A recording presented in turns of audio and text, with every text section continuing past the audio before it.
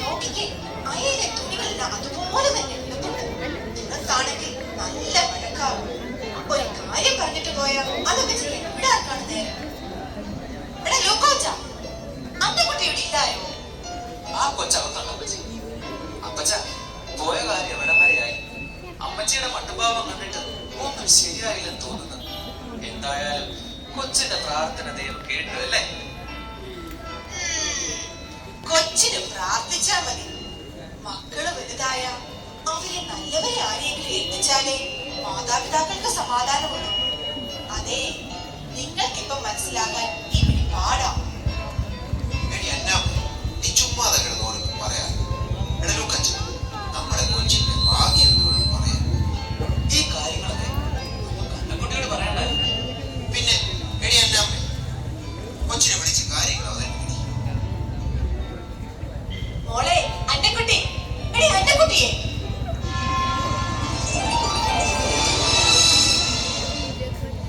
മോളെ, നിന്നെ വിളിച്ചത് നിനക്ക് സന്തോഷമുള്ളൊരു കാര്യം പറയാനാ. എന്റെ മോൾക്ക് നല്ലൊരു ആലോചന വന്നിരുന്നു. മദ്രാശി ജോലി ചെയ്യുന്ന ചെറുക്കനാണ്. പേരപ്പനും പേരമ്മച്ചിയും കല്യാണവും ഉറപ്പിച്ചു. കല്യാണമോ? എനിക്കിപ്പോ കല്യാണം വേണ്ട പേരപ്പ. കല്യാണം വേണ്ട എന്നോ? ആ നല്ല തമാശ. നീ എന്താ സന്യസിക്കാൻ പോവുകയാണോ? പേരപ്പ, പേരപ്പനോട് ഞാൻ പറഞ്ഞിരുന്നില്ലേ എനിക്ക് കല്യാണം വേണ്ടെന്നോ? മോളെ, എന്റെ മോളുടെ ഭാഗ്യമാണ് ഈ ആലോചന. മോൾക്ക് ഇത് ഇഷ്ടമാകും. ലോക്കോ ചാച്ച, എനിക്കിപ്പോ കല്യാണം വേണ്ട. പേരപ്പനോടും പേരനോടും ഒന്ന് പറഞ്ഞൂടെ? മോളെ, നീ എന്താ ഈ പറയുന്നത്? മനസ്സമ്മതം വരെ ഉറപ്പിച്ചിട്ടാണോ ഇവര് വന്നിരിക്കുന്നത്? മനസ്സമ്മതമോ? പേരപ്പ, ഞാൻ പറഞ്ഞിട്ടില്ലേ എനിക്ക് കല്യാണം കഴിക്കാനല്ല ഒരു കന്യാസ്ത്രീ ആരാണ് ആഗ്രഹമെന്ന്. മിണ്ടിപ്പോകില്ല. ഈ ജന്മം നടക്കത്തില്ല. അവൾക്ക് മടത്തി ചേർന്ന പോലും. ഞാൻ ഇത്രയും കാലം കഷ്ടപ്പെട്ട് വളർത്തിക്കൊണ്ട് വന്നത് കന്യാസ്ത്രീ മടത്തി കൊണ്ടുവിടാനല്ല, അന്തസ്സുള്ള കുടുംബത്തിലെ കാരണവത്തിയായി വരുന്നത് കാണാനാണ്.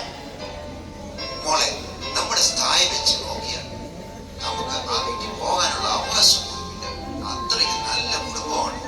അതെ, മതി വിശദീകരിച്ചത്. എത്രയും പെട്ടെന്ന് എന്ന വികാരിയച്ഛനെ കണ്ട് മനസ്സമാധാന സമയം അന്വേഷിക്കാൻ. കന്യാസ്ത്രീ ആകണം അത്രേ. കുഞ്ഞിനാളിൽ മാസം തികയാതെ മഞ്ഞക്കുട്ടി എനിക്ക് തന്നിട്ട് പോയി. അന്ന് തൊട്ട് ഞാൻ നിനക്ക് അമ്മയാണ്. എന്റെ ആൺമക്കളെക്കാളും സ്നേഹം നിന്നോട് ഞാൻ കാണിച്ചിട്ടുണ്ട്. എന്നും കിടക്കുന്നതിന് മുമ്പ് ഒരു തീരെ നോക്കി നിന്ന് വളർത്തിയതാണ്. എന്നിട്ട് കൊച്ചതിനൊന്നും പറഞ്ഞില്ല. അവൾ സമ്മതിക്കും. എന്റെ കുഞ്ഞാവും. അവൾക്ക് എല്ലാ കാര്യങ്ങളും അറിയാവുന്നതല്ല. ഞാൻ നിങ്ങൾക്കെല്ലാവർക്കും ഒഴിയബാധയാണ്. എനിക്കിഷ്ടമില്ലാതിട്ട് പിന്നെ എന്തിനാ എന്നെ കല്യാണത്തിന് നിർബന്ധിക്കുന്നത്? മോളെ, നിന്റെ ഭാവിയെ ഓർത്തല്ലേ ഞാൻ കല്യാണത്തിന് വാക്ക് കൊടുത്തത്? വാക്ക് കൊടുക്കുന്നതിന് മുമ്പ് ഞാനൊരാൾക്ക് വാക്ക് കൊടുത്തു.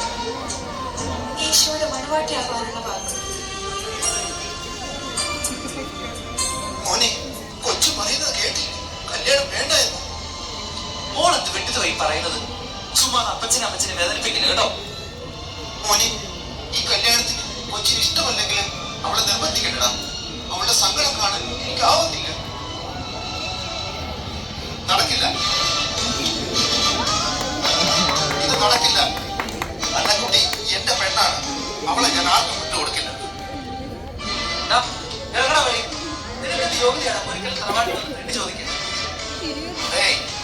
ഒരിക്കലെ പെണ്ണിനോട് ചോദിക്കേ ഈ ആന്റപ്പൻ ആരാണെന്ന്.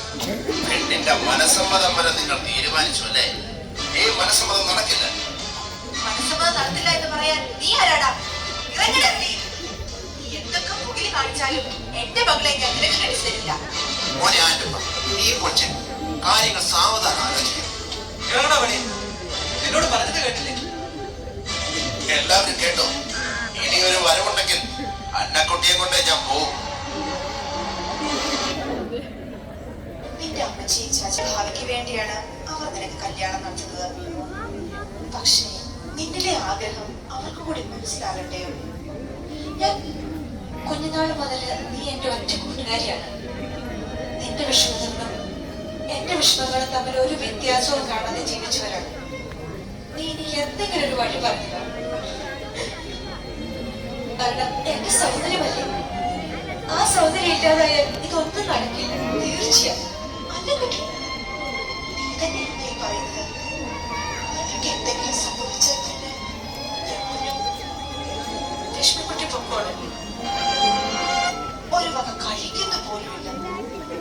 വിഷമം കണ്ടിട്ട് എനിക്ക് സഹിക്കുന്നില്ല. അമ്മച്ചി, കൊച്ചിന് കല്യാണം വേണ്ടെങ്കിൽ എന്തിനാണ് അവളെ നിർബന്ധിക്കുന്നത്? അവളുടെ വിഷമം അമ്മച്ചിക്ക് എന്നല്ല ഈ വീട്ടിൽ ആർക്കെങ്കിലും സഹിക്കാൻ പറ്റുമോ? എന്റെ മാതാവേ, അമ്മച്ചി, അമ്മച്ചി, ലുക്കു ചാച്ച, എന്റെ കാല്, എനിക്ക് വയ്യായി. അമ്മച്ചി,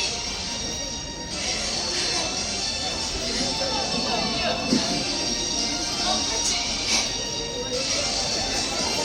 മോളെ, നീ എന്തായി കാണിച്ചത്? എന്റെ മോനെ നോക്കി എന്ത് പറ്റി? അമ്മച്ചി, മോളും ഭിത്തിയിലെടുത്ത് ചാടി കണ്ടില്ലേ? അമ്മച്ചി, മോളെ, എന്റെ പൊന്നു മോളെ, അന്നക്കുട്ടി, നീ എന്താ ഈ കാണിച്ചത്?